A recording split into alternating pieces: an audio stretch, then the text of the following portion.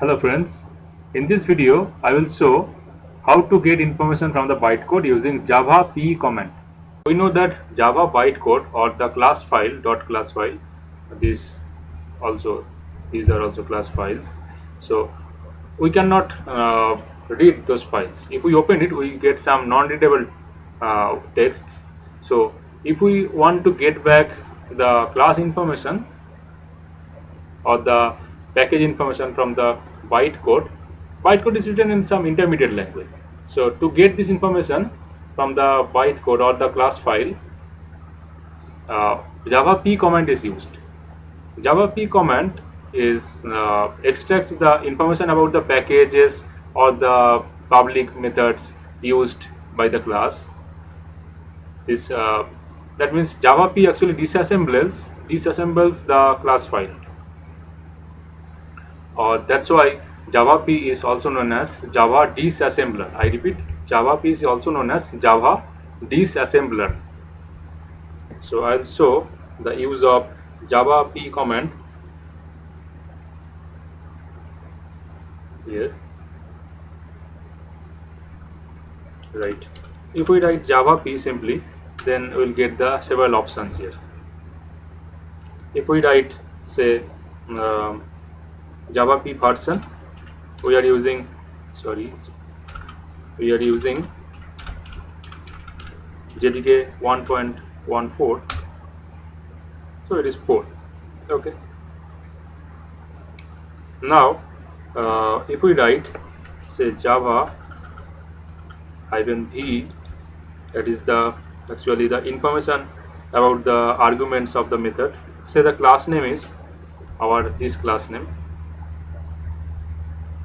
so this one.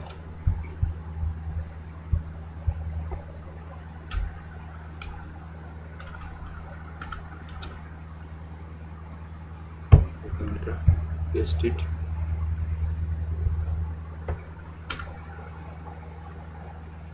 You can see these things are there.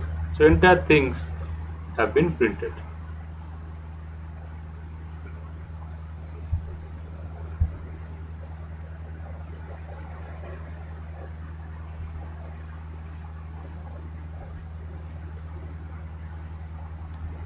There is the stack size, the arguments, number of arguments in the method, everything you can see is printed. So also other comments like the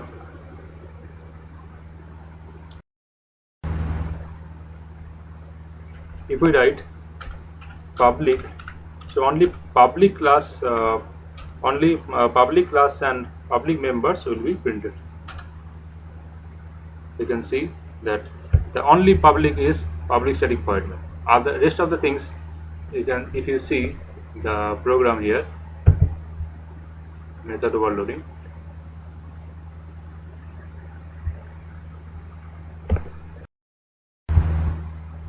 here you can see only this void main is public, so only this is printed.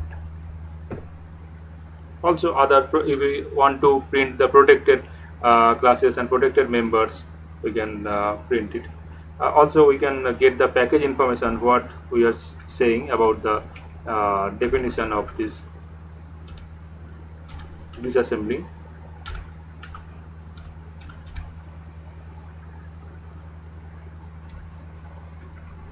Actually Java P is used to get the package information, class and class member information. You can see the package, you can see the entire thing. The main class has been there.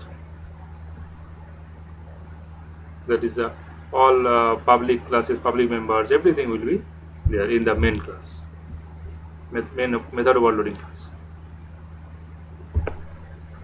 And also if we write, the main interesting thing is there, last one. I will conclude with this Java P -c and the class name. Here you can see the disassembled code from here, compiled from this one.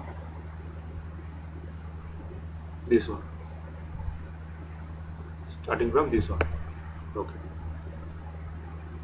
so now you can see there is every information of this disassembled code, because the assembly level code or the intermediate code, that is a byte code, we cannot read it. We have to disassemble again by using javap. And if we write javap -c and this one, entire disassembled code will be appearing on our screen. In the next module, we will discuss about exception, thread and multi-threading. Thank you for watching this module.